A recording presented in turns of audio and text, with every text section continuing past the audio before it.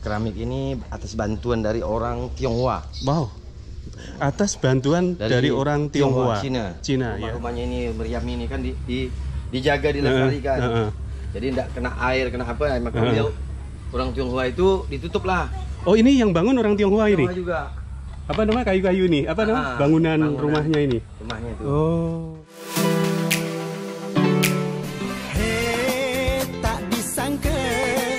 Tak disangka dulu hutan menjadi kota. Ini kanan kita. Jadi kita udah sampai di komplek makam Kesultanan Syarif Abdurrahman Al-Qadri. Ini mau kemana? Bersih-bersih. Sambil bersih-bersih lah. Ini kita udah sampai di komplek makam Kesultanan Qadriyah ya? Iya betul. Maaf, sebelumnya dengan Pak siapa? Pak Hasim.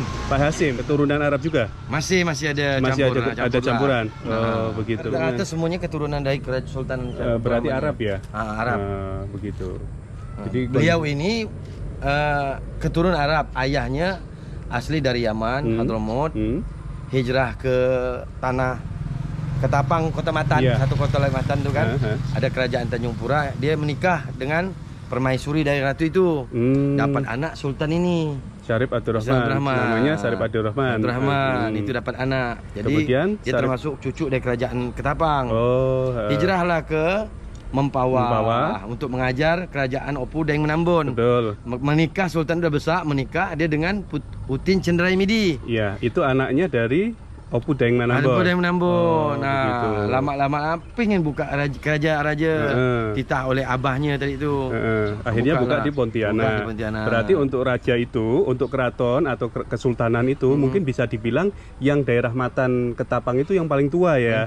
Baru muncul ada juga yang di Opu Daeng Menambun itu. Daeng Menambun. Itu setelah itu udah lama kerajaan beliau itu. Iya. Karena masih ada hubungan darah juga antara kerajaan Matan dengan kerajaan Daeng Menambun tuh. Dia berempat beradik. Kerajaan itu Daeng Macela, Daeng Menambun, ada 4 beradik dari kerajaan Bugis Tanah Luwu, asal Luwu. Berarti yang di Matan juga keturunan Bugis? Bisa jadi kerajaan itu, karena masih ada hubungan juga. Jadi untuk sekarang ini yang sebagai penerusnya ataupun cicit-cicitnya bisa dikatakan itu adalah perpaduan blasteran antara Arab dengan Bugis. Bugis. Iya, betul ya Bugis. Kalau gitu. Karena tadi disebutkan Bapak Syarif Abdurrahman Al-Qadri, Raja Syarif Abdurrahman Al-Qadri beristri dengan Utin Cendramidi, Putri Cendramidi itu anaknya dari Raja Daeng Menambun yang berketurunan Bugis. Berarti keturunan-keturunannya ketemunya jadi blasteran dari Bugis sama Arab bisa dikatakan. Menikah lagi Sultan ini kawin dengan anak kerajaan Banjar. Kerajaan Suryansa Banjar masih dapat anak itu Sultan Usman. Kawin dia dengan dari suku Raja Banjar. Begitu. Dapat anak ada 2 yang tahu anak-anak ratu itu. Berarti anak istri yang pertama dari Mempawah, istri kedua dari kerajaan Banjar. Begitu. Yang tertulis Syarif itu berarti memang keturunan dari Sultan Syarif Abdurrahman Al-Qadri. Kemudian ada juga yang Daeng, berarti nanti mungkin ini masih ada keturunan Bugisnya gitu ya. Terus yang di sebelah sana ada Urai. Urai itu berarti nama yang diambil dari keturunan kerajaan Mempawah atau Sambas gitu ya. Iya, Urai dari Sambas. Urai dari Sambas. Berarti ada juga ya yang dari masih ada kekerabatan jadi di sini nih bukan hanya Syarif aja ya, berarti mereka yang punya nama-nama itu masih ada keturunan, kekerabatan. Masih kekerabatan, anak cucu, menantu. Ya betul, berarti mungkin menantunya begitu. Di sini ada yang jaga. Ada yang jaga. Dia rata-rata ke makam-makam para wali ulama-ulama atau raja-raja dulu dia tepi sungai. Iya. Kayaknya itu sungai kan. Karena terus memang transportasi dia kan lewat sungai pada masa itu. Nggak ada jalan darat. Gerbang makam Kesultanan Syarif. Iya. Assalamualaikum ya ahlal kubur. Makam Kesultanan Pontianak. Boleh masuk, Pak? Ayo, saya mau coba masuk. Jadi ini di sini masuknya udah dikasih apa namanya ini? Keramik ya? Keramik ini atas bantuan dari orang Tionghoa. Wow. Atas bantuan dari orang Tionghoa.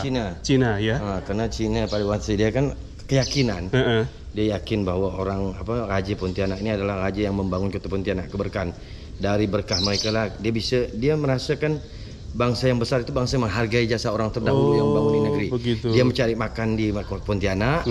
Jadi dia penghargaan dia ke menghargai dan menghormati istilahnya ya dengan orang yang terdahulu ibaratnya. Oh gitu. Ini jadi yang sebelah sini ini makam-makam satu zaman dengan beliau nih. Yang di dalam ruangan. Kalau ini anak cucunya dari kerajaan Kubu. Ini Syarif Sultan Syarif Abdul Rahman Al-Qadri pendiri Kota Pontianak ditempatkan sebagai sultan pada tahun 1992 Hijrah dan wafat tahun 1808 Masehi. Wafatnya 1808 Masehi. Salah satu raja yang menobatkan itu dari kerajaan Palembang. Oh, jauh lagi dari Palembang. Ini rata-rata ukiran ini dari khas kerajaan Palembang. Oh, khas Palembang. Pemahat dari Palembang. Tapi ini didatangkan dari sana atau memang di sini cuman modelnya aja yang dari Palembang? Model pemahatnya didatangkan pemahatnya langsung dari Palembang. Untuk kalau ini gubah-gubah beliau nih, boleh lihat. Permisi Bu ya. Masuk ya dulu. Ambil dokumentasinya. Iya, permisi Bu. Ya.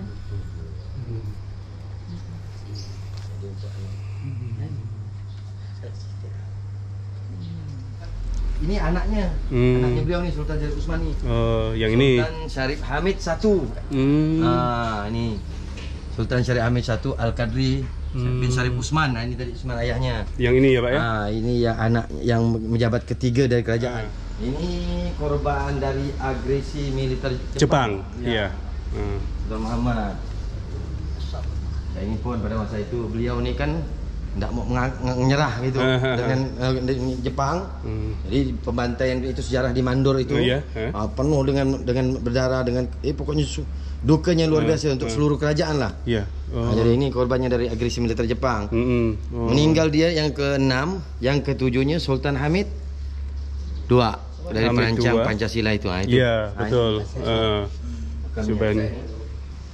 Yang perancang Pancasila ya. Sultan Syarif Hamid II. Di sini. Ini beliau bacaan itu. Yang mana nih? Oh ya, ini. Sultan Hamid II Al-Qadri ya. Sultan Syarif Muhammad lahir di Pontianak, wafat di Jakarta. Lahirnya? Meninggalnya wafatnya di Jakarta. Ya kebetulan beliaunya juga mungkin masih aktif di pemerintahan pada masa RIS Republik Indonesia Serikat pada semacam masa itu. Jadi mungkin dia kan banyak kerja di Jakarta sana. Gitu ya. Ini yang dimaksud tadi yang saya tanya tentang pencetus Pancasila bisa dikatakan. Ini beliaunya dimakamkan di sini. Di sini ya. Termasuk cucunya dari kerajaan Pontianak. Wah, lengkap sekali nih. Makasih banyak. Wow. Ini beliau ini juru kunci makam nih. Oh, Bapak juru kuncinya. Pak siapa namanya? Habib Umar. Pak Habib Umar. Al-Qadri. Habib Umar Al-Qadri. Oke, makasih banyak ya. Saya mau jalan sama Abang itu, mau lihat di sana. Silakan. Oke. Silakan. Ayo Bang. Mau lihat itunya Bang. Saya mau lihat batunya. Ini di sini disimpan Meriam juga ya.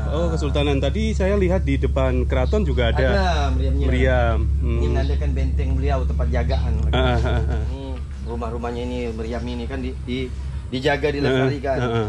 Jadi tidak kena air, kena apa. Maka beliau orang Tionghoa itu ditutup lah. Oh, ini yang bangun orang Tionghoa ini? Tionghoa juga. Apa namanya kayu-kayu ini? Apa namanya bangunan rumahnya ini? Rumahnya itu. Oh.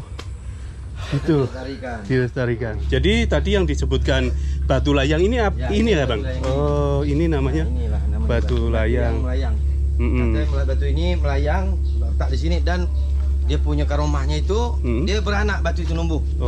Gitu. Numbuh sampailah sekarang ini sampai ke sungai. Ke sungai. Sungai itu.